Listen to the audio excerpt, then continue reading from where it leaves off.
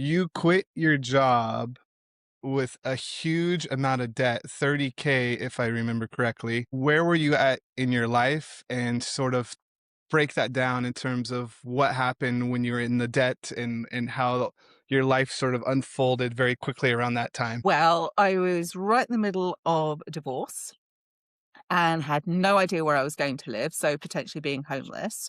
So naturally, I thought that the absolute best time to quit the job that I hated was right then.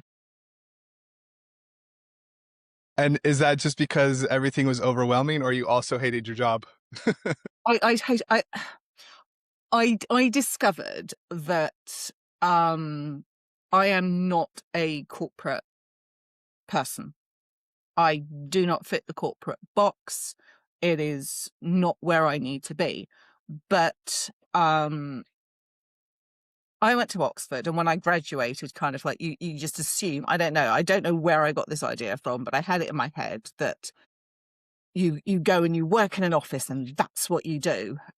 So I spent the next 5 years trying and failing to get a graduate corporate job, and instead ended up falling up like in admin and jobs that I am very good at because I have a very organized brain and I can see how things should work very, very easily. But I just could not cope with office politics and all that kind of thing. So that particular job was actually the one that I hated the most. I usually lasted about a year per job. And yeah, I stuck that one out for a year purely because they foolishly agreed to pay for the advanced certificate in marketing and didn't make me sign a bit of paper that said I would then stay with the company for a certain amount. So I lasted a year so I could get my bit of paper. But that one was definitely, actually, I say that I had other jobs that were really bad as well. But I usually stuck it out for about a year and then left. And with this particular job, I think what was actually going on subconsciously was that I was with my ex for 8.5 years. Um, he basically moved in the day that we met at university, and I just couldn't get rid of him after that. And I, eventually, was going through a lot of there was a lot of trauma, there was undiagnosed autism, there was a lot of things that I was actually working through and processing. So the last thing that was kind of really on my brain was then trying to get rid of somebody who just is not the person that I should have been with in the first place. So, I don't want to say anything negative about my ex, but he just was not the right person for me. And I was not happy with him, but it was kind of like I was going through this self-flagellation phase of going, well, I don't deserve to be happy, for lots of reasons that were ridiculous reasons that make no sense if you look at them logically, but emotions aren't logical, and the way that we deal with the world isn't always logical.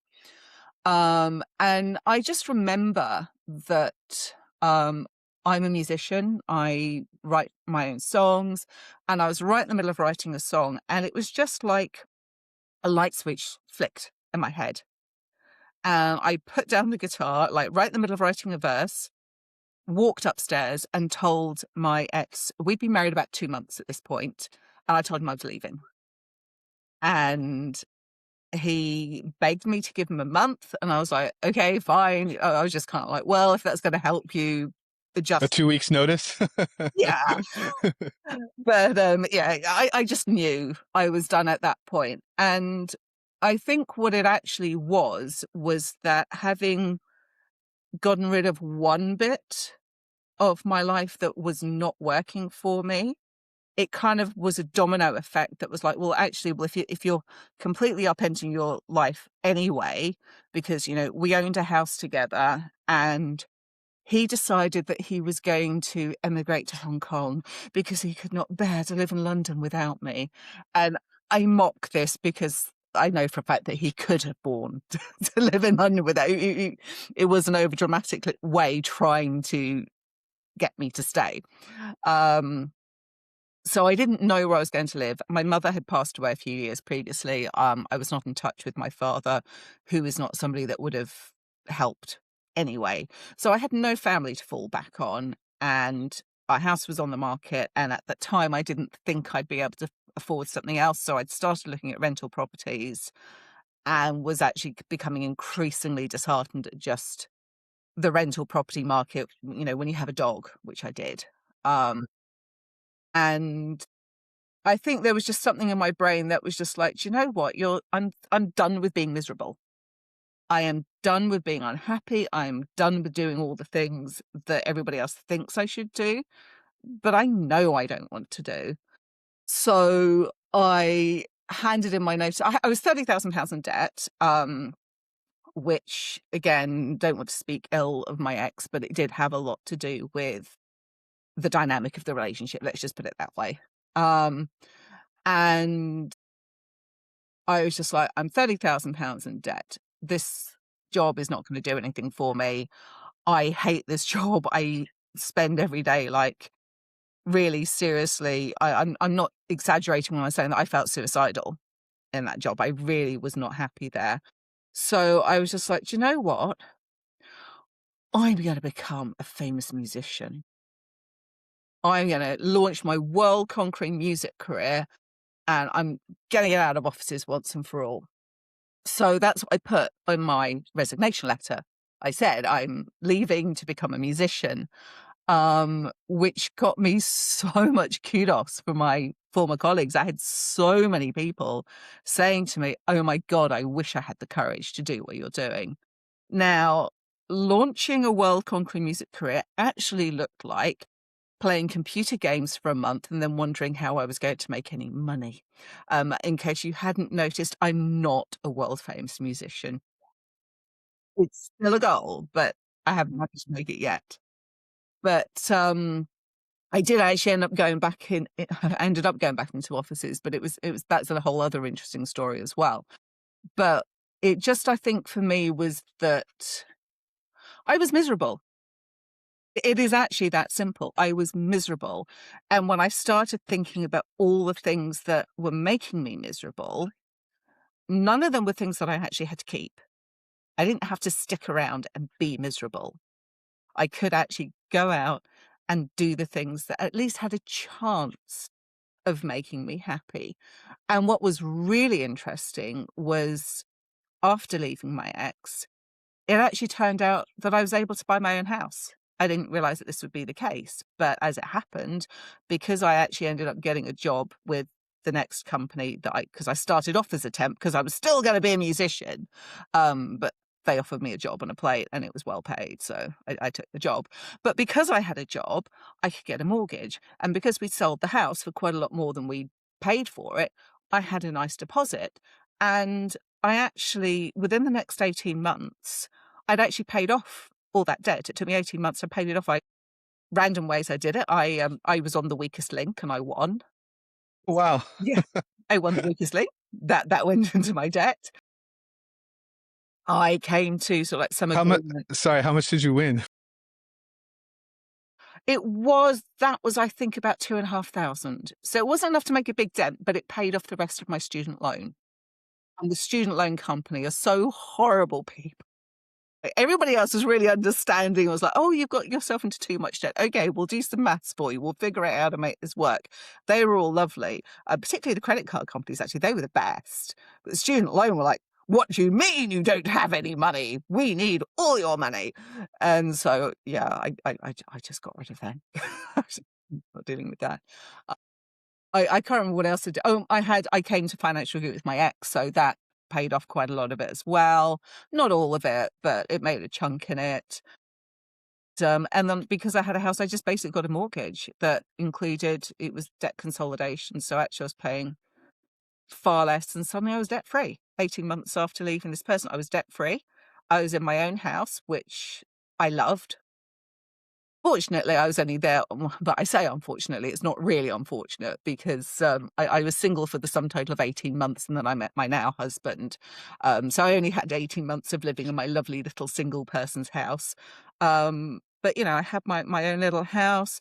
I had my dog. I got a cat as well, and the cat used to come for walks with us. I did what I wanted. I went out. I had an absolute ball.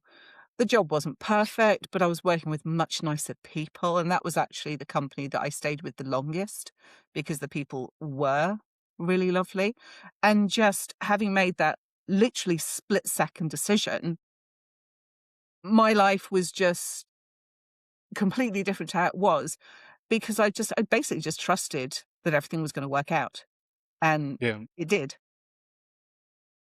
I just want to touch on a couple things that you said there, because I think it's very popular, especially with the way the world economy is operating. There's a lot of people that aren't happy in their roles, and if the algorithm figures this out, I don't know if you've had this with anything, and it's not even related to this topic, but if it figures out like this is the thing you're like focused on thinking about multiple days, it's all you see for forever. It seems like the algorithm just feeds you, and there's this TikTok, there's this Instagram video. It's like, I quit my job and I have no plans. And it's basically your story.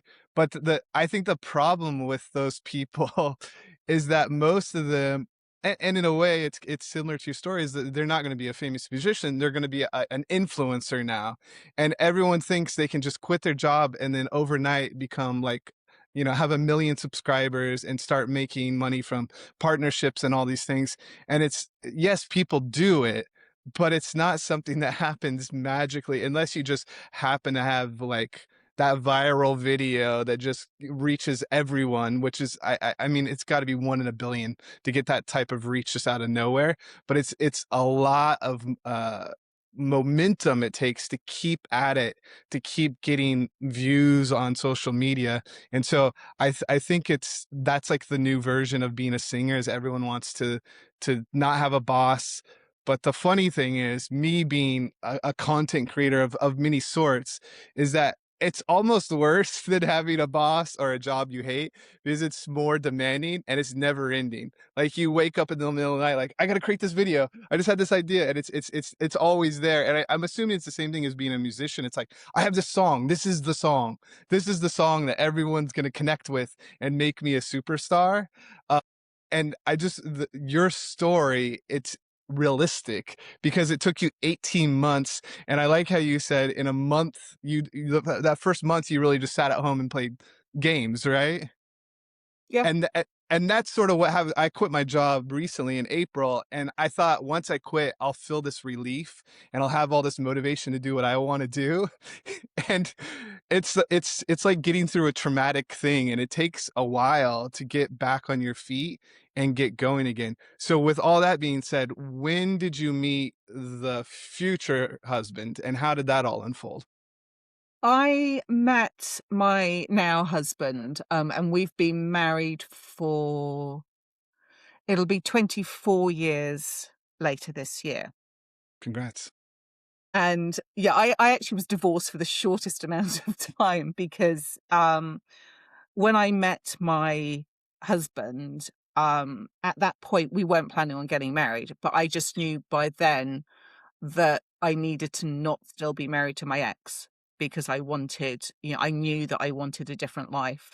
So I started divorce proceedings, and it just so happened that I actually ended up being divorced. I think I was divorced for about 6 weeks, and then I was remarried. So, yeah, I kind of do a lot of things.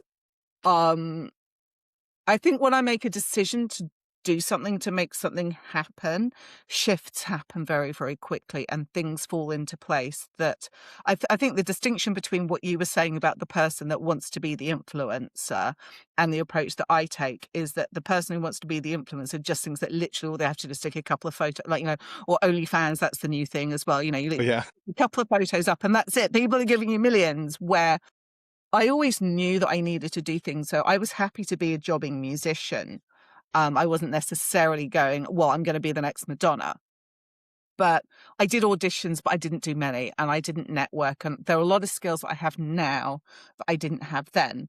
But it's still, I look back and it is still like sort of one thing went on top of another because I continue to do things that allowed me to grow, if that makes sense.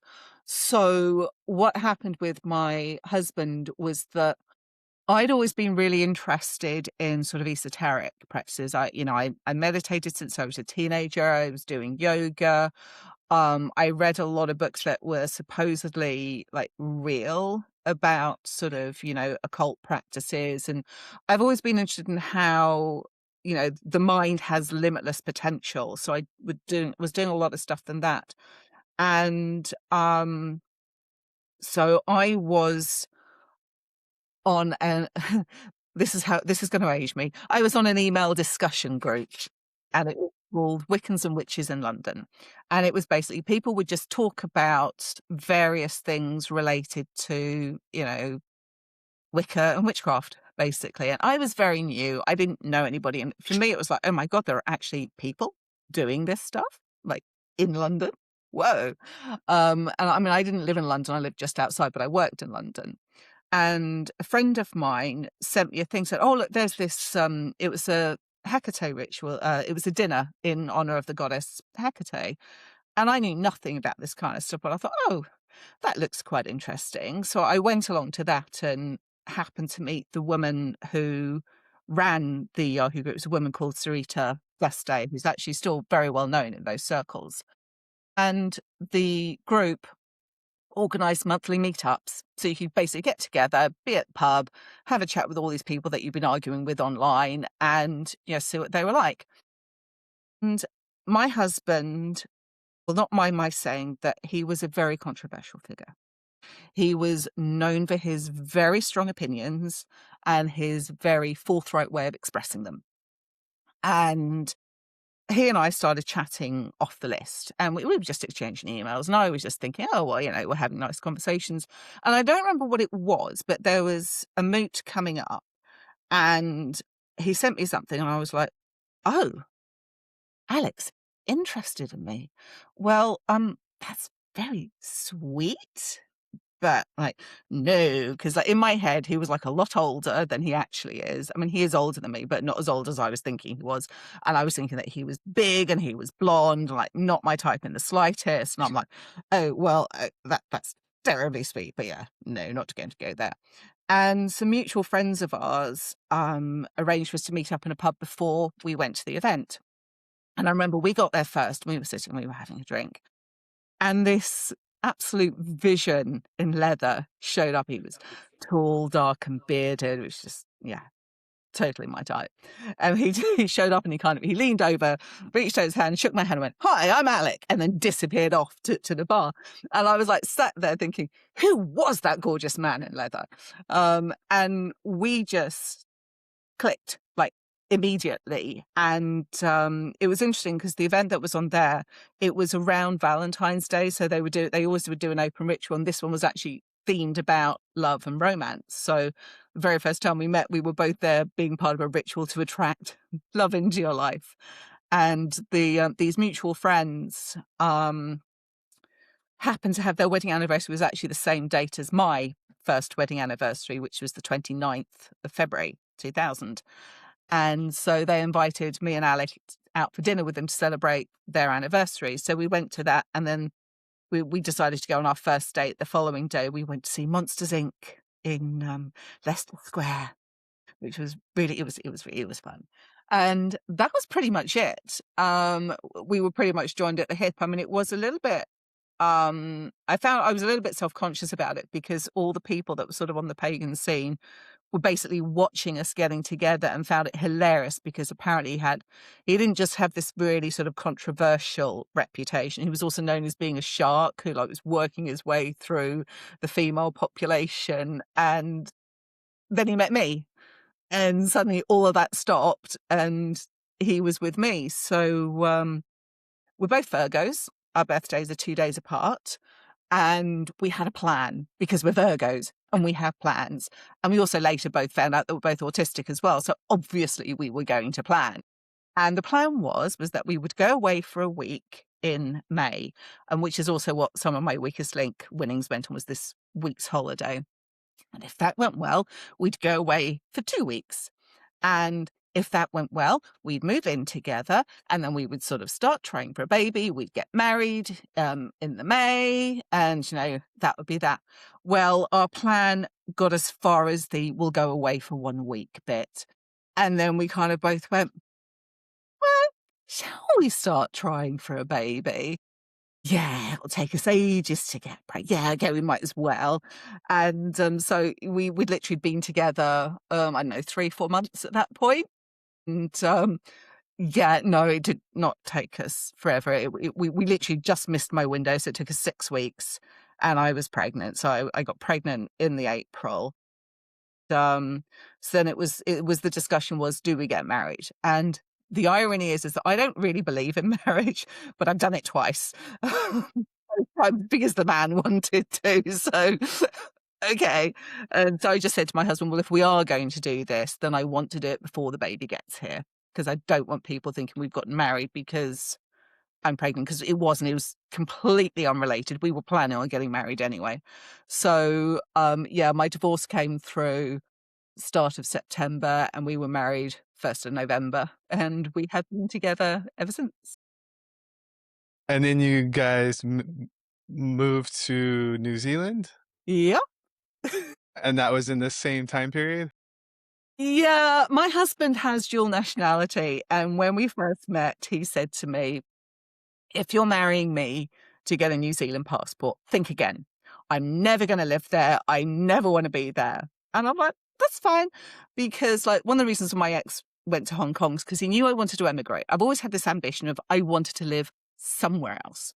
Never really thought too much about where, but I wanted there to be somewhere.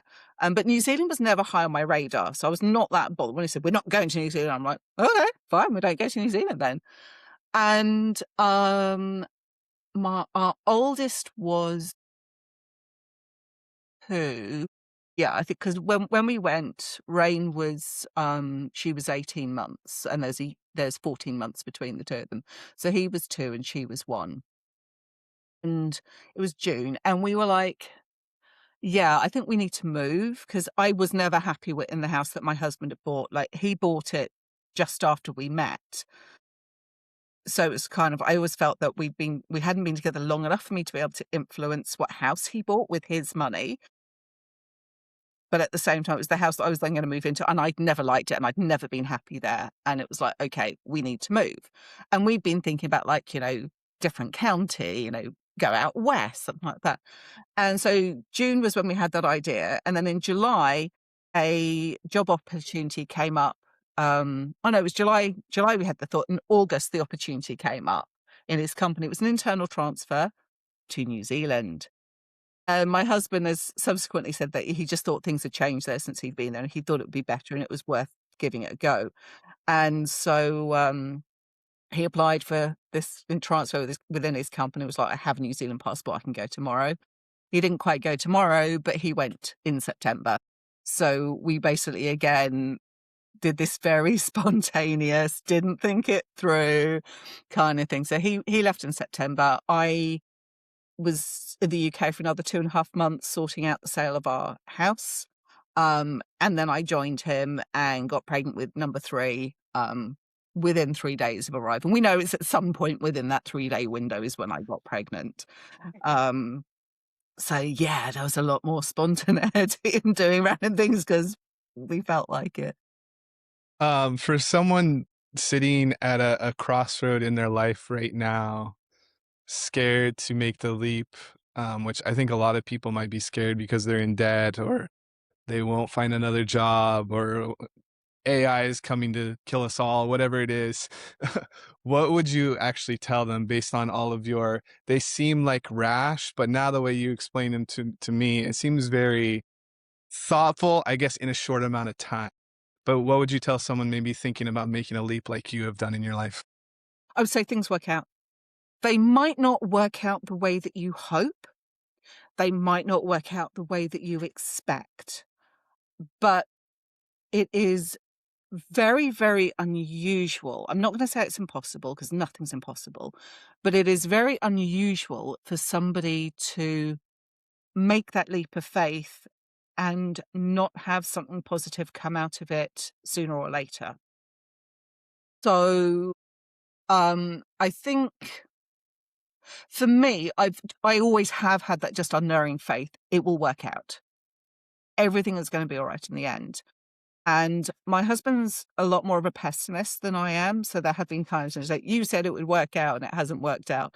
And my attitude is like, well, we're still alive. The bills are paid. We have a roof over our heads. And I mean, even if we hit absolute rock bottom, as long as you're still breathing, there's still possibility. So if you were like, I think sometimes we lose sight of what we actually want. I mean, for me, I've had people question whether I actually really want to be a musician. Is music what I really want to do? I've actually come to the conclusion I'm an all-round creator. But music is it's always been front and foremost in everything. It's been with me my whole life. I taught myself to read music when I was 4. I cannot remember not being able to make music. But I didn't have a plan. I just knew I wanted to be a musician. Well, I didn't become a musician. I did some auditions. It was an interesting experience. But, I look back now and I'm like, as you said, I needed that decompressing. I was dealing with so much trauma and so many things at a time when therapy wasn't the thing that it is today. We didn't have modalities we had today. We didn't have all these approaches and understandings. I just knew I couldn't go on the way that I had been. And I think once you do that and then you get some time, that's when you can start unpicking it. But you might not, be that millions of follower influencer. Maybe you get an opportunity to work for somebody else. Or maybe you get the opportunity to move and you meet someone who introduces you to someone and something comes up. Or maybe you do build an online career, but actually it's not what you thought it was going to be. You're not a TikTok genius. You're on Facebook and you're selling workshops that, you won't necessarily do what you imagine you're going to be doing. But, for me, I didn't want to go back into offices, but I did because I had bills that needed to be paid. And I think that's the thing. I think you do need to be realistic. You need to, you can have your vision, you can have your dream, but at the same time, you do need to have, a way. I temped. I knew that I could make money. I have opposable thumbs. I can always make money somehow. So making money was something that was going to happen. And then, I worked in the office and my husband, when I was pregnant with our first, he just gave me the choice. He said, you can go back to work or you can stay home with the babies. Entirely your choice. There was no pressure. It was my choice. For me, it was a no-brainer. I would look at my son and just, my heart would break at the thought of leaving him. That it was just not going to happen. And I hated my job. So Mm. that was a no-brainer equation. I think sometimes if you're in a situation where things aren't so black and white, it can be a little bit harder. But I think, if you think about your Monday and how are you feeling inside? Are you clenching up? Are you tensing? Are you already on edge? Or are you there? You actually know a lot more about what you want to do and what is right for you than you realize. And I think when you're open to possibility, which is what I was and am, that's one of the biggest things to me. I have a say yes mentality. People ask me to do random things like, I saw your post about having a chat. And I'm like, yes, I'll do that. I have no idea if this is going to lead to anything other than just, a lovely recording that maybe helps somebody else. Fab. If it's helped one person, brilliant. If not, well, okay, I've had half an hour talking about myself and that's pretty good too. Yeah. Free therapy. But I think that's the thing. I think it's being open to possibility and knowing what you're going to say no to. I just said no to being miserable. That was it. And that's carried me through since, over the last few decades, ever since I made that decision to put down the guitar and say I was going to leave. Now, my overriding principle is if it doesn't make you happy, don't do it. So that's where I come from. Yeah, I totally agree with everything you said. I have a, I've I've done a lot of quitting out of nowhere and changing careers and moving and doing lots of crazy things, and I always have self-doubt, like a lot of self-doubt, but then I end up still doing it anyways. And like you said, it works out. It might not work out exactly in your fantasy way, but you're still alive. And you got away from the asshole boss or whoever you're sort of running from. And so I think that's how you grow as a person, is taking those risks, learning from those things, and it creates a foundation for a strong, capable person. So yeah, I definitely think as long as you have, like you said, realistic goals or ideas, I think it will work out to some degree. I know you said at one point during our chats on our DMs and LinkedIn, you said you were preparing for a TEDx talk. What is your TEDx talk about? Yeah, it's this Monday. Oh, wow.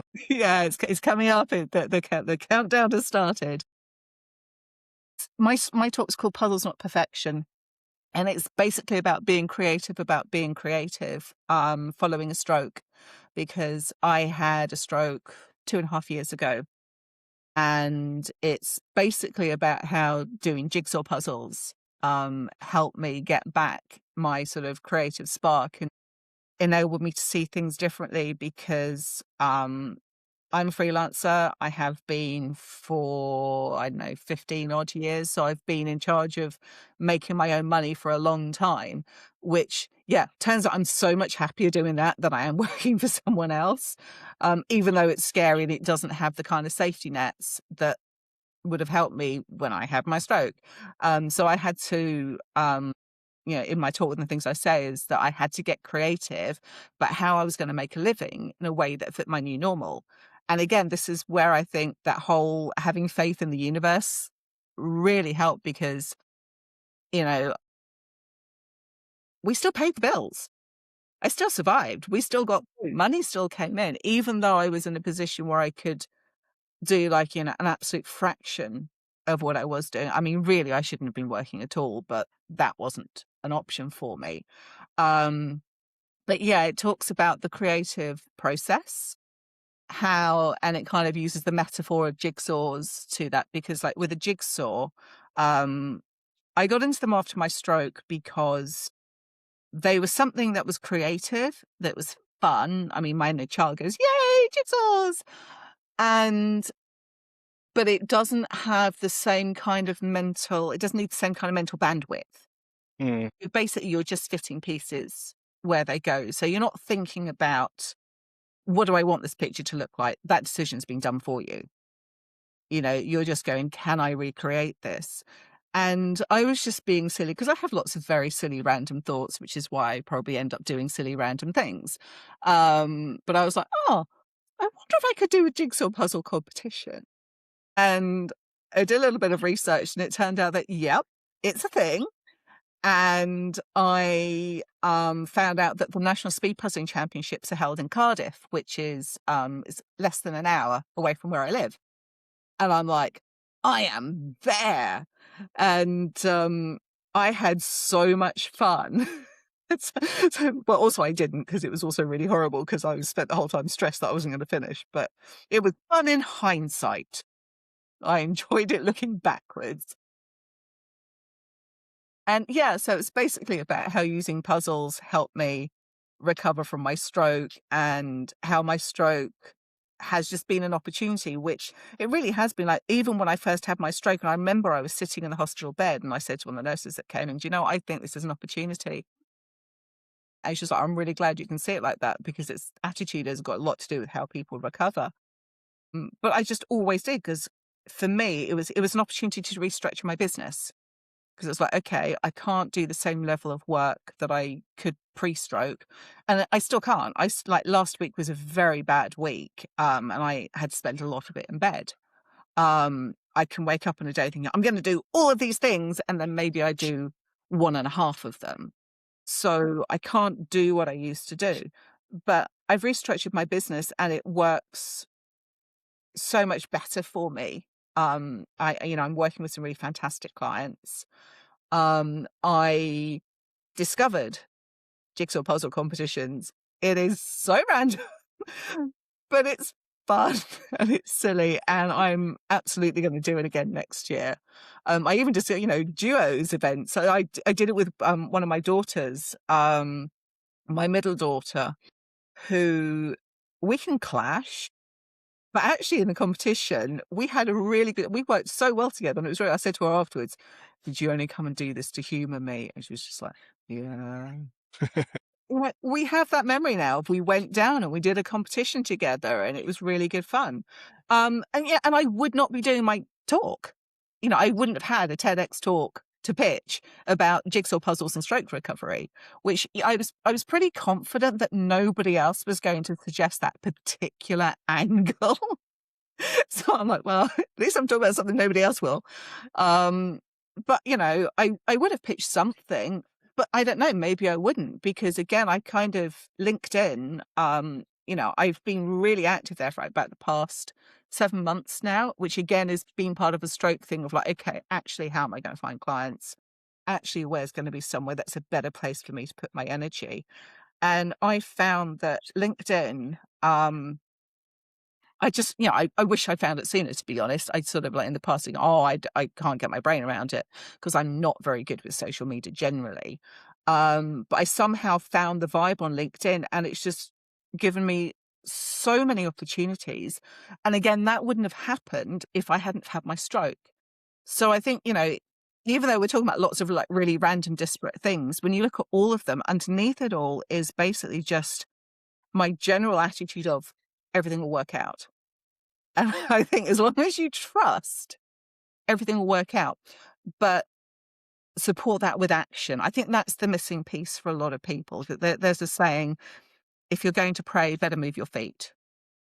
It's great if you want to become the next big influencer. Yeah, you can be that. You can absolutely be that. But you've got to be prepared to put in the work. You've got to be prepared to put in the hours. You've got to be prepared. It's not just you put your own stuff. You've got to be prepared to go out there and network and make yourself visible to other people so they'll come back and find you. It is not enough to just put that stuff up there. You've actually got to work. And I think that's the bit that people go, oh no, that kind of attitude, it's foolish, it's silly. It only doesn't work if you're not working. It only doesn't work if you're not putting any energy. If you're expecting everything to land in your lap, if I'd sat back and gone, hey, universe, I've had a stroke and I need some money, just throw it at me. That's not going to happen. I mean, I suppose I could have won the lottery, but the odds are very, very small. Whereas if I'm like, hey, I want my world to be like this, and I'm willing to come halfway. I'm going to meet you because I'm going to do the work to go out there. I'm going to meet the people. I'm going to send the email. I'm going to drop the note. I'm going to say yes every single time I see somebody on LinkedIn that says, here's an opportunity. I'm going to go for it. Will I get all of them? No. But will I get a lot of them? Yeah. And I have. And I think that's the thing, is that I'm not one of these people that thinks that, so you look at law of attraction, it's all just says think happy thoughts and everything will work out. It's not enough. You have actually got to you've got to move your feet. Yeah. You've got to do some work. You've got to put your own energy into it. Yeah, you have to be out there. At least pick one platform, social media platform to get seen. LinkedIn, I think, is actually probably the easiest because you can just write and you don't have to post a photo, you don't have to post video. And at the moment, all the conversations I have, and it's kind of the reason this podcast is why I want to do this, is because everyone has a unique story. And I think lots of us are missing just human connection, and we don't want to hear another celebrity story or a very highly produced version of it with touches of AI. We want just conversations. And I also know there's a million podcasts as well, but I think there's the thing with LinkedIn is that you can literally talk about your cat and it can go viral because there's so many cat people. Or like your situation, you could talk about puzzles and your unique relationship with puzzle. It's crazy. You just have to be yourself, but you just have to write it in a way that gets people to read past a couple sentences, and all of a sudden, I've seen it. I've been in some of these school groups of people learning how to write on LinkedIn, and they're getting 100,000 views on a LinkedIn post, and they're making a business out of whatever they're selling. And sometimes it's not super clear what their business is, a consultant of some sort. But it's like, we are in a amazing time where if you put yourself out there enough, and are repetitive in a way talking about yourself, someone will resonate, connect, and wanna work with you for that reason. And so thanks again for for sharing your story. I really appreciate your time. Is there anything you would like to plug, or, if someone wants to reach out to you, ask any questions about something they maybe have more questions about, should they DM you on LinkedIn? Yeah, absolutely. I mean, I'll talk to anybody about just about anything. You can I've got books, I've got music out there. If you Google Thea Faye, Thea Faye, that's where you'll find my music and my books. I tend to write about meditation, tarot, spiritual stuff. But if you want your own book writing as well, that's actually what I do in my day job. So if you're thinking, hey, this random quirky person is going to be the best person to write my book because I want a book that's going to sound like it's written by a human, and it actually does what I want it to do, and I want it to reach the audience I want it to reach. I'm your person.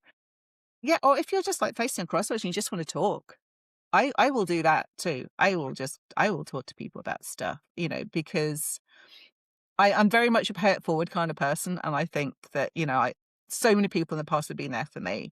So if somebody else needs me to be them needs me to be there for them, whether they actually know me or not, that's fine. I'm here. Reach out, drop me a note.